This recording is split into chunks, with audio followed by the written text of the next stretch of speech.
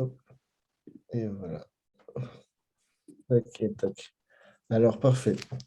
Donc, déjà, merci à tous et bienvenue à ce webinaire sur la démocratie participative 2.0 et comment on peut mieux vous aider.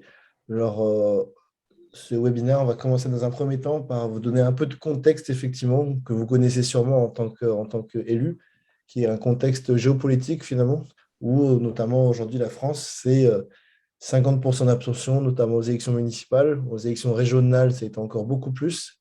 On a eu, à côté de ça, une montée de tout ce qui était méfiance des engagements, non-représentation politique, ce sentiment parfois d'être un peu laissé de côté, avec tout ce qui est monté en même temps du fake news et du populisme. Mais dans le même temps, finalement, la moitié des gens qui s'abstiennent, qui voteraient par Internet s'ils pouvaient le faire. Donc, du coup, finalement, la démocratie participative, ça vient derrière répondre à un des enjeux pour permettre aux citoyens de pouvoir s'exprimer de la meilleure manière. Tout à fait. Et puis, comme si c'était pas simple déjà, se rajoute évidemment ce qui fait peur à tout le monde aussi, c'est le RGPD. Donc, pour ceux qui ne savent pas ce que ce serait le RGPD, c'est la réglementation générale sur la protection des données. Globalement, c'est quand vous allez sur un site web, c'est ce qui s'affiche et quand on vous demande des politiques de confidentialité, bandeaux cookies et compagnie. Et en fait, maintenant, je pense que vous en avez tous entendu parler. Pourquoi? Comme vous le voyez dans ces chiffres, qui peut-être vous étonnent, le RGPD, maintenant, ça intéresse tout le monde. Et évidemment, quand on parle de participation, consultation citoyenne, évidemment, on parle souvent d'outils numériques. Et donc, souvent, il y a des problématiques et des questions qui sont soulevées par rapport au RGPD. Qu'est-ce qui va se passer avec mes données? Est-ce que les citoyens ont peur que leurs données soient bien sécurisées, etc., etc. Et donc, comment ça se traduit? Ça se traduit notamment par ces chiffres-là, c'est-à-dire une évolution des mentalités très forte depuis les 5, 6, 7 dernières années. Voilà, on voit donc presque 70% des Français maintenant font très attention, en tout cas sont attentifs à ce qui se passe par rapport à leurs données. 70% des Français veulent que leurs données soient hébergées au sein de l'Union européenne. Donc ça, c'est aussi intéressant, c'est aussi un problème. Et le plus intéressant et qui peut faire souvent peur, c'est que près de 70% des Français sont prêts à renoncer à un service qui ne serait pas conforme au RGPD. Donc les mentalités évoluent sur ce point-là. Et évidemment, donc ça a un impact très fort après sur les outils qui pourront être utilisés plus tard en matière de consultation citoyenne. Exactement. Et donc, du coup, très bon point. Finalement, aujourd'hui, effectivement, en tant qu'élu, les différents moyens que vous avez à votre disposition pour consulter la population, vous avez, dans un premier temps, on va dire, les réunions publiques. Ça, c'est une très bonne manière de consulter, sauf que c'est pas forcément très structuré et pas forcément représentatif. J'avais un élu il y a pas plus tard qu'hier qui me disait que c'était le syndrome TLM, syndrome tous les mêmes, parce que c'est finalement toujours les mêmes qui viennent. On n'arrive pas forcément à avoir l'avis des autres citoyens. Les questionnaires papier, c'est bien, mais pour le coup, c'est pas collaboratif et ça prend beaucoup de temps à dépouiller également pour avoir les résultats de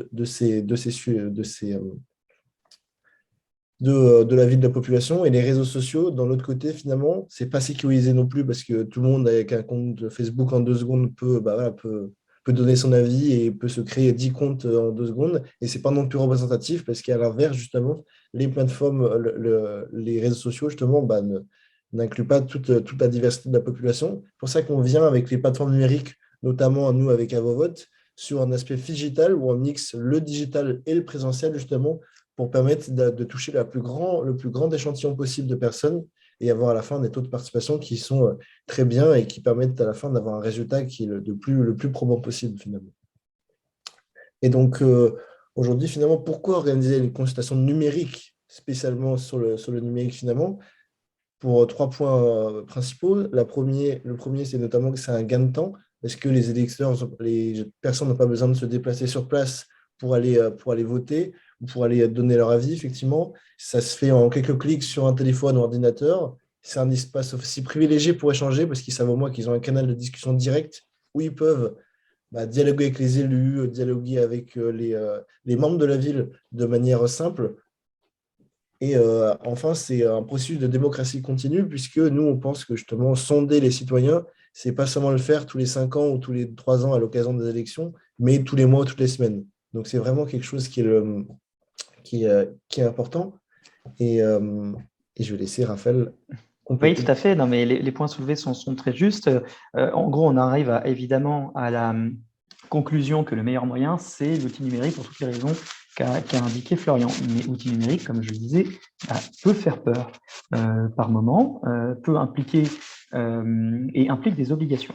Alors, n'ayez pas peur sur ce petit schéma. Évidemment, le but n'est pas de vous faire peur, c'est de vous montrer à peu près ce qu'il faut normalement quand on met en place donc, un outil de site de consultation citoyenne numérique, parce que tout le monde comprend bien, en tout cas qu'en papier, les risques de fuite de données, de violation, les risques tout simplement liés à la protection des données sont moins importants. Évidemment, en numérique, ça ne veut pas dire que le RGPD ne s'applique pas et les situations ne s'appliquent pas si vous faites du vote en papier. Par contre, évidemment, si vous avez du papier et que demain, un papier s'envole, on a quand même plus de difficultés de multiplier, d'aller retrouver plus de sources, etc. Alors qu'avec le RGPD, enfin avec le numérique, c'est pas pareil. Évidemment, dès qu'il y a une fuite de données, dès qu'il y a un problème de confidentialité, ça peut être exponentiel. Donc, il y a des obligations. Et ça, c'est notamment des obligations, alors non seulement des obligations qu'il faut mettre en œuvre, mais aussi qui permettent de rassurer. Donc, en gros, si on est une collectivité ou entreprise, même combat. D'abord, il y a ce dont qui parle à tout le monde, sécurité. Évidemment, avoir la bonne sécurité, que son système soit chiffré, qui est dû à blockchain, tous les éléments de sécurité qui sont indispensables et qui sont adaptés aux standards d'une consultation citoyenne. Bon. Contrôle des prestataires, ça veut dire quoi? Ça veut dire qu'un contrôle juridique qui est imposé par le RGPD, c'est que quand vous avez des prestataires techniques, alors ça marche même pour consultation et autres, citoyennes et autres, mais à partir du moment où vous utilisez un prestataire technique, imaginons donc pour la consultation citoyenne, vous devez vous assurer qu'il est conforme RGPD. On verra par quel type de moyens on s'en assure juridiquement. Évidemment, si vous êtes une commune, de toute façon, vous avez l'obligation d'avoir un DPO nommé auprès de la CNIL. Si vous êtes une entreprise et que vous commencez à mettre en place ce type de traitement, c'est quand même préférable parce qu'à partir du moment où vous traitez des données qui peuvent être sensibles au sens du RGPD, notamment tout ce qui est politique, dans ce cas-là, vous avez l'obligation d'avoir un DPO. Et donc, évidemment, tout ça, c'est évidemment le respect. Et puis après, il y a tout le reste du respect du RGPD, parce que là, vous avez trois points, et après, le gros, tout le reste, c'est information des personnes, registre et tout le tralala qui existe, dont je vous épargne aujourd'hui. Et donc, voilà, c'est ce que je vous disais, quand on traite des données, quand on veut mettre en place une consultation citoyenne, surtout dans une situation pour une commune essentiellement, c'est peut-être moins vrai pour une entreprise, mais c'est quand même, ceci dit, ça peut arriver, mais c'est quand même moins vrai, on peut être amené à traiter des données, évidemment des données qui peuvent en tout cas permettre de comprendre l'appartenance politique et l'appartenance syndicale. Or, si j'ai des données politiques et des données syndicales, typiquement, je tombe dans l'article 9. L'article 9, tout le monde le connaît, c'est ce que tout le monde appelle les données sensibles, c'est-à-dire orientation sexuelle, appartenance syndicale, opinion politique et compagnie. Et ça, il y a des obligations spécifiques. Et donc, notamment, comment on peut faire? Il peut y avoir le consentement préalable. En gros, il y a des obligations à mettre en œuvre avant, mais que les outils permettent de très bien faire. Mais il faut s'assurer que ces outils le font. C'est notamment l'un des éléments de contrôle qui peut être fait en amont. Vérifier que bien tous ces outils respectent le RGPD à toutes les étapes. Et ça peut être notamment comment ils respectent l'acceptation par les personnes de collecter des données sensibles. Et l'autre point dont je vais parler, c'est typiquement le contrôle des prestataires. Comment ça marche? C'est que vous avez le RGPD vous impose d'auditer vos prestataires techniques. Et évidemment, tout le monde s'imagine bien une commune ou une entreprise, et encore plus RTE, vous avez je ne sais combien de prestataires techniques, entre 50, 100, j'en sais rien.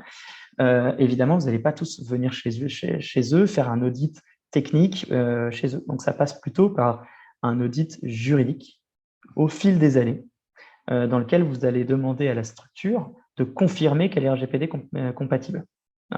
Et donc, ça passe par ce genre de choses. Et pourquoi c'est important? C'est parce que le RGPD, ce qu'il fait, c'est qu'il vous responsabilise. Vous traitez des données de vos citoyens ou de votre entreprise.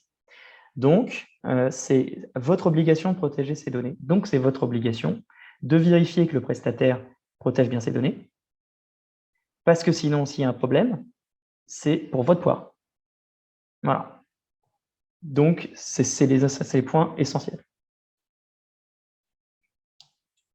Exactement, Raphaël. Et du coup, finalement, Pour ça, pour avoir une sécurité accrue et pour garantir un niveau de sécurité qui soit le plus important possible, notamment pour vos consultations, mais aussi pour justement ne serait-ce qu'avoir un avis des citoyens de manière la plus probante possible, nous, ce qu'on propose, c'est en fait de vérifier la pièce d'identité et le justificatif de domicile, comme vous voyez juste en face de vous. Parce qu'aujourd'hui, effectivement, comme je disais, on est face à une augmentation des fraudes, des gens qui vont vouloir faire ça, des lobbies ou des groupes d'intérêt qui vont vouloir modifier des consultations, modifier des scrutins, qui vont faire que finalement certains, bah, ils vont essayer de reproduire le brouhaha, ou en tout cas le désordre que certains essaient de créer en physique lors de manifestations via le numérique. Et donc, c'est pour ça que finalement, avoir des outils de ce type, ça permet d'avoir quelque chose qui est beaucoup plus serein. Vous avez une confiance dans le vote qui est vraiment bah, la plus optimale. Donc, pour vous, finalement, c'est la garantie d'avoir quelque chose qui soit le plus simple possible et le plus serein possible au niveau sécurité, où vous n'avez pas besoin de vous embêter avec toutes ces choses-là. Vous vous dites, moi je suis sûr que les gens qui sont là, ce sont des gens de la ville. Ce ne sont pas des gens voilà, qui ont créé 10 comptes Facebook ou Google pour l'intérêt. Et donc finalement, c'est quelque chose qui est vraiment intéressant. Alors, donc, Florian a parlé de l'aspect notamment carte d'identité, là pour s'assurer de la qualité du scrutin. Évidemment, peut-être que certains ont bondi, j'en sais rien, ou ont eu peur, parce qu'on nous dit tout le temps, à l'RGPD, on n'a pas le droit, on n'a pas le droit, on n'a pas le droit. C'est pas vrai. La première question, d'ailleurs, beaucoup de gens disent, une carte d'identité, c'est données sensibles, données sensibles, données sensibles. Pas du tout. Une carte d'identité, c'est pas une donnée sensible. Voilà, donc, ça n'impose pas tout ce dont je vous ai parlé tout à l'heure, ce n'est pas prévu là-dedans. Donc, ça veut dire qu'il n'y a pas d'interdiction déjà de l'utiliser. En revanche, les obligations relatives à la carte d'identité sont des obligations de sécurité. Et donc, ça veut dire que quand vous utilisez un outil, et typiquement à vos votes, c'est ce qu'ils font, sans leur faire de pub, c'est le cas, c'est qu'ils prennent une carte d'identité, mais ils ont tous les éléments de sécurité adaptés pour pouvoir utiliser cette carte d'identité. Voilà. Parce qu'en fait, comment ça marche, c'est que quand vous avez une carte d'identité, évidemment, il y a des risques si jamais les cartes d'identité fuitent, bien sûr, risque d'usurpation, risque de discrimination, risque de ceci, de cela.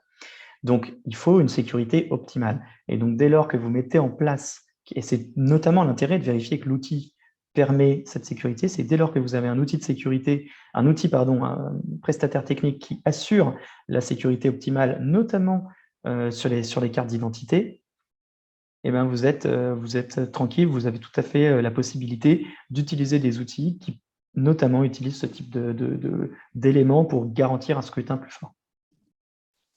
Exactement. Et du coup, là, je vais détailler plus en profondeur justement cet aspect, notamment sécurité. Donc, comme j'ai dit plus tôt, nous, on propose et ce qu'on fait, c'est qu'on vérifie le justificatif domicile et ou la carte d'électeur et ou carte d'identité des personnes via un double tri. Un premier tri qui est fait par une intelligence artificielle et du machine learning qui va nous aider à faire un premier tri des documents qui peuvent être faux ou non. Et après, on a toujours une étape à la main où justement on contrôle à la main que finalement l'algorithme ne s'est pas trompé, et surtout que la personne qui met son justificatif n'a pas essayé de créer des comptes deux fois. On a eu le cas notamment pour des consultations, en fait, des personnes ont voulu voter plusieurs fois, mais en se faisant passer pour deux villes différentes. En fait, chaque plateforme avait sa ville, puisqu'on propose des plateformes, nous, qui sont à disposition de la ville, donc en marque blanche, c'est-à-dire au nom de votre ville. Et une personne a voulu, vu que c'était une consultation commune auprès de trois mairies, a voulu soumettre ses documents d'identité et ses justificatifs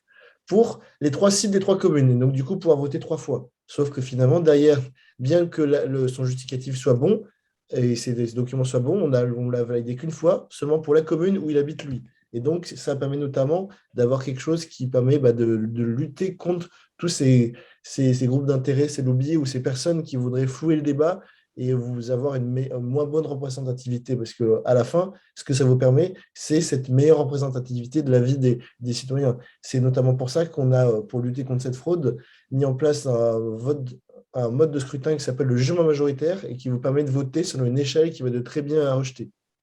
Parce que typiquement, si on prend le cas d'un exemple où, je ne sais pas, un maire veut mettre en place une boucherie dans son quartier, si une association qui est, par exemple, écologiste, qui va vouloir faire un raid, c'est-à-dire envoyer beaucoup de personnes pour dire que non, on ne veut absolument pas de la boucherie, et là, forcément, quand c'est un bouton non ou oui, forcément, la constatation peut être altérée. Là, avec des jugements comme tel, un jugement majoritaire, vous avez une garantie finalement que évidemment, ce n'est pas à 100%, parce qu'on ne peut jamais tout garantir à 100%, mais en tout cas, ça vous permet d'éliminer tous les petits grains qui viendraient finalement enlever ce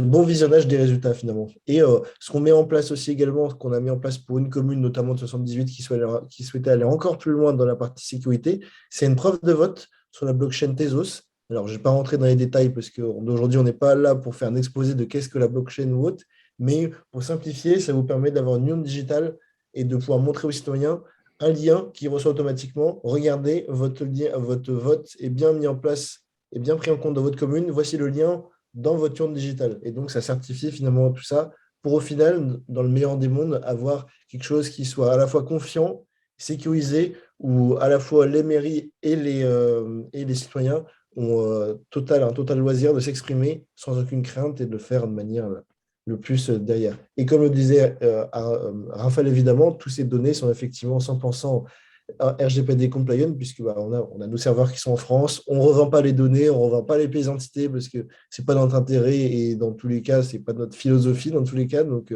c'est vraiment très mal là-dessus.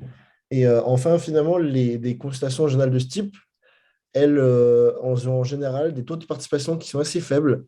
Je prends l'exemple de certaines mairies où, en général, un taux de participation qu'on estime bon, c'est 2 à 3% de participation quand on a justement de la vérification d'identité, et c'est 5 à 6% quand on demande juste 5 à 6% de la population, quand on demande juste, par exemple, un mail ou un mot de passe ou une connexion via un réseau social tel que Facebook ou Google.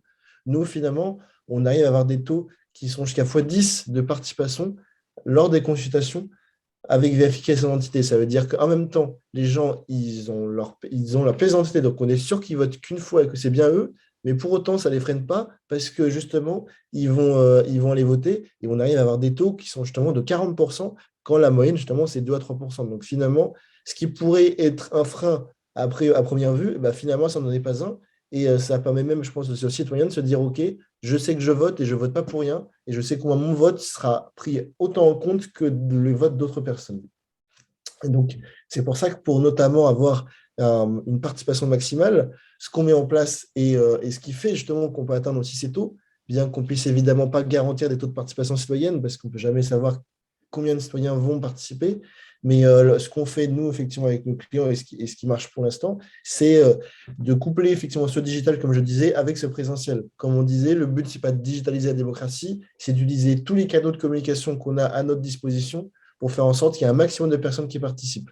Et donc, on va faire une réunion publique sur les sujets de la consultation, durant laquelle on va faire une démonstration de notre plateforme ou de notre application pour que du coup les citoyens puissent déjà se familiariser avec l'application et commencer à poser des questions s'ils en ont, s'inscrire et donc finalement augmenter tout ça, augmenter la participation et à la fin avoir une cartographie des enjeux, des échanges qui soient plus clairs, parce qu'à la fin, il y aura un débat sur pour ou contre, notamment un projet de route départementale.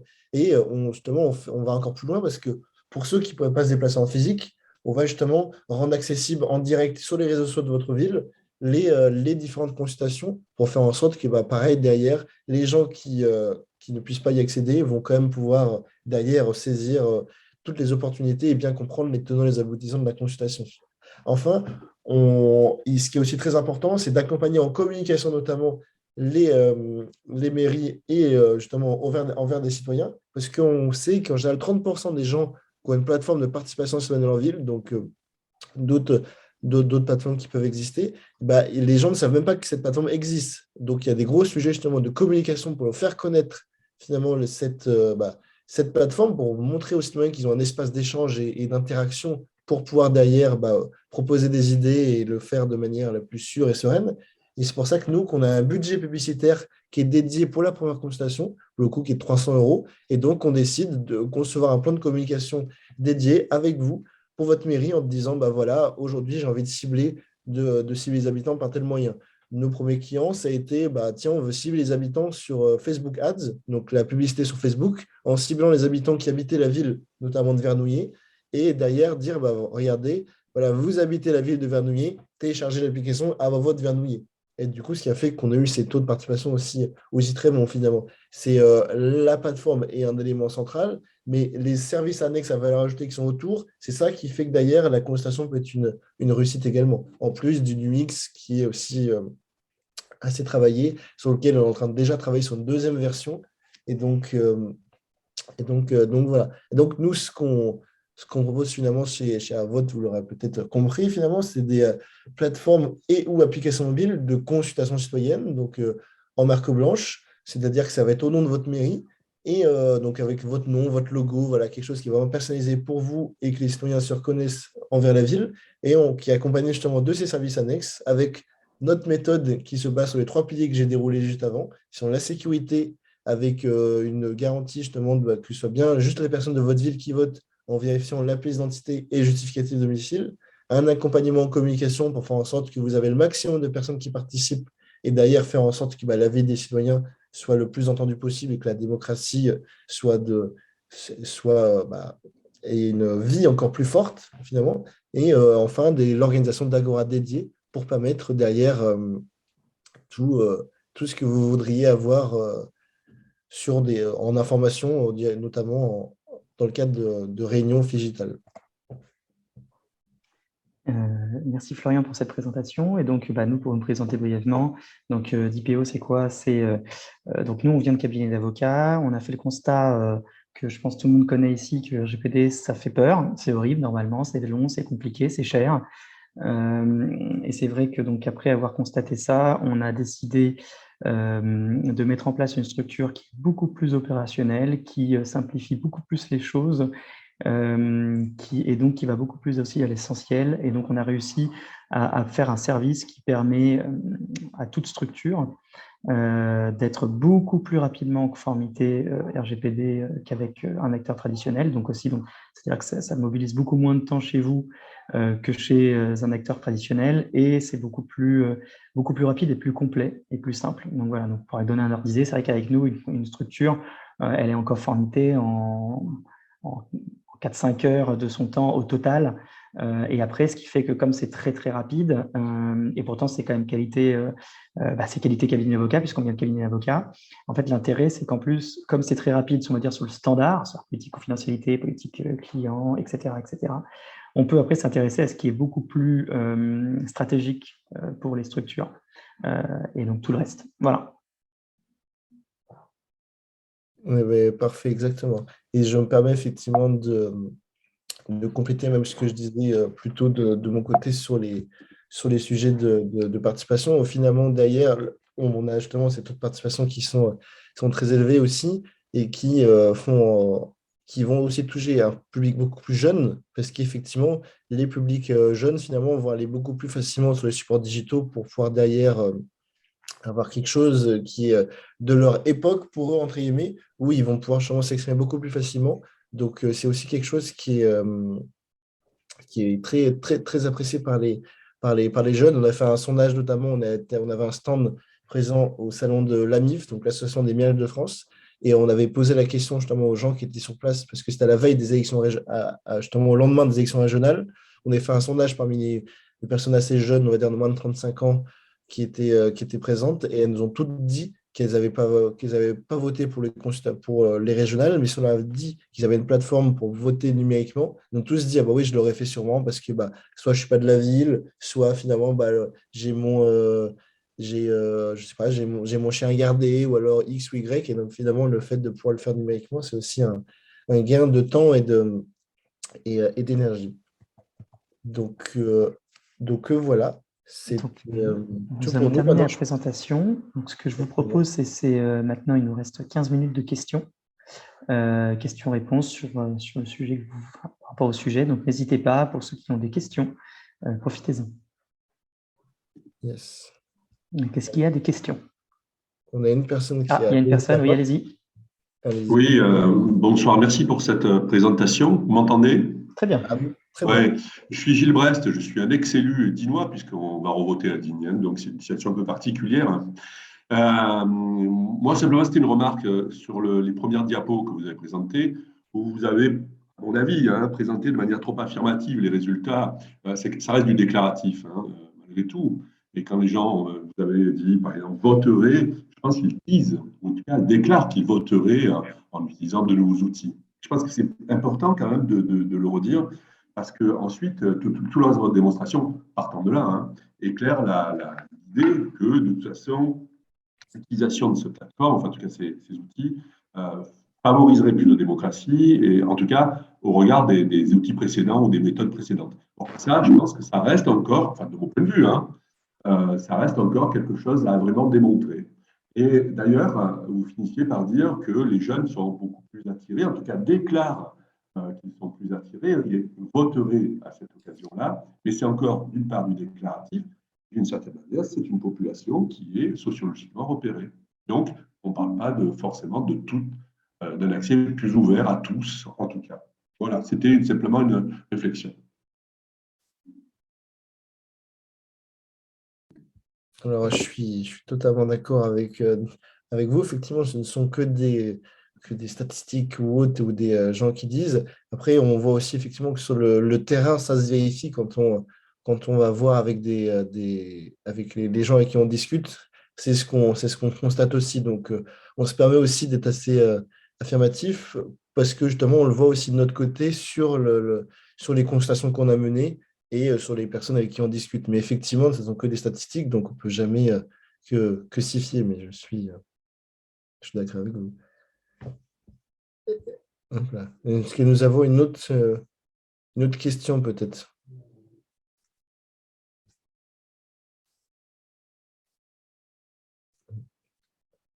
Donc, non, oh, oui, allez-y, monsieur. Oui, bonjour Norine. Le coût, ça s'élève à combien tel dispositif pour... Bah, alors, le coût d'un dispositif comme ça, ça dépend en fait de la taille de votre collectivité en fait. Parce que forcément, c'est adapté en fonction du budget de votre commune pour ne pas puiser trop dans votre budget. Donc forcément, si vous êtes la mairie de Paris ou une mairie de 2000 habitants, bah forcément, ce ne sera pas le même budget. Donc, Non, nous, c'est une communauté de communes de plus de 20 000 habitants, entre 20 et 25, quoi. et bah, effectivement, là-dessus, oui, on va être vers. Ça dépend aussi effectivement de deux choses. Ça dépend de si on a deux modèles. Nous, on a un modèle qui est ce qu'on appelle one shot, c'est-à-dire pour une consultation, ou un modèle qui est sur l'année. Vous allez faire autant de consultations que vous voulez. Donc, il y a un modèle d'abonnement annuel. Donc, après, ça dépend aussi des deux grilles. Mais on va dire que ça peut aller de, on va dire, de 7 000 à 10 000 en fonction de ce que vous choisissez, effectivement. Sachant qu'effectivement, après, le, le prix ne doit pas être un frein ou quelque chose qui fait en sorte que finalement, vous n'avez pas fait de consultation. Nous, le but, c'est d'avoir une logique vertueuse. Donc, tout se Oui, discute toujours, effectivement. nous, l'objectif, il est vertueux, mais il est, je veux dire, pluriannuel, quoi. C'est pas pour consulter une seule fois, c'est pour passer Absolument. régulièrement pour interroger sur des sujets. Eh ben, exactement, c'est tout à fait ce que font nos mairies, effectivement, qui nous disent, nous, si on vous prend, c'est pour 5 ans, c'est pour toute la durée du mandat ou autre, parce que justement, on veut avoir, justement, comme je le disais plus tôt, un processus de démocratie continue et faire en sorte de se dire, effectivement, bah, regardez, je vais vous consulter tous les ans ou tous les mois ou autre, chaque fois que j'aurai un sujet. Donc, je suis totalement d'accord avec vous. Et ce qui fait aussi que derrière, vous avez taux de participation qui sont d'autant plus meilleurs, parce qu'à fur et à mesure, vous acculturez la population à ces plateformes ou applications. Et donc, finalement, bah, et en même temps, les anciens qui vont sûrement revenir parce qu'ils ont vu qu'ils avaient des consultations, mais vous avez aussi les nouveaux qui soit n'étaient pas disponibles, soit autres, qui vont venir. Donc, c'est, je suis à 100% d'accord avec vous. Et le On vous système, recontactera du coup pour voir quels sont vos besoins exacts.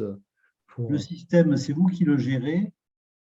Nous, on transmet des questions et vous gérez tout. Vous nous, à la rigueur, vous livrez un système qu'on utilise ensuite sans avoir recours à vos services.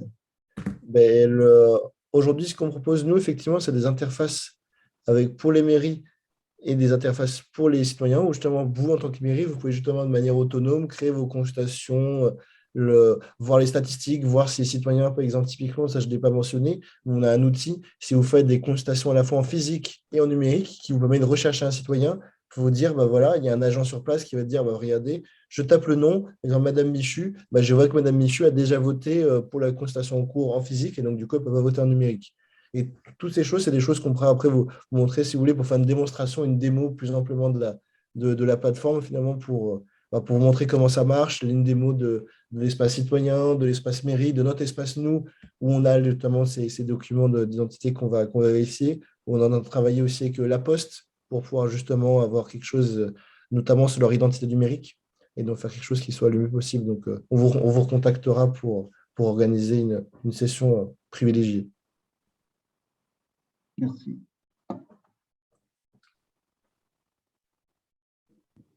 Est-ce qu'il y a d'autres questions? Oui, bonjour. Bonjour. Alexandre Vière, Provence Agglomération. J'avais une question. Je voulais savoir si l'application elle permettait juste en fait d'interpeller les citoyens à un moment lambda pour avoir leur avis, ou si c'était aussi une plateforme qui permettait de faire de l'échange de documents, voire d'être saisi par les citoyens sur une problématique particulière. Alors, on est en train de travailler un deuxième module qui va bientôt sortir, qui sera justement sur la participation citoyenne, où là, pour le coup, effectivement, on consulte les citoyens, mais sur justement la participation citoyenne, où d'ailleurs, les citoyens pourront justement proposer des idées, des projets. S'ils voient notamment, je ne sais pas, un nid de poule dans la rue, voilà, ils vont pouvoir prendre en photo et vous directement pouvoir interpeller les services. Et avec ça, on va pouvoir aussi d'ailleurs amener toute la logique de tout ce qui est budget participatif aussi, pour vous permettre aussi après d'ailleurs d'avoir le même niveau de sécurité qu'on a sur les consultations, mais avec la partie aval, où effectivement les gens vont justement proposer des projets. Vous, après, derrière, vous allez pouvoir les valider en fonction de vos contraintes, de si c'est votre spécialité ou non, si c'est plus à l'agglomération ou à la municipalité. Enfin, voilà. Et donc, c'est ce qu'on va faire dans un deuxième temps, effectivement. Oui. Et on vous recontactera du coup aussi également pour voir comment on peut vous aider.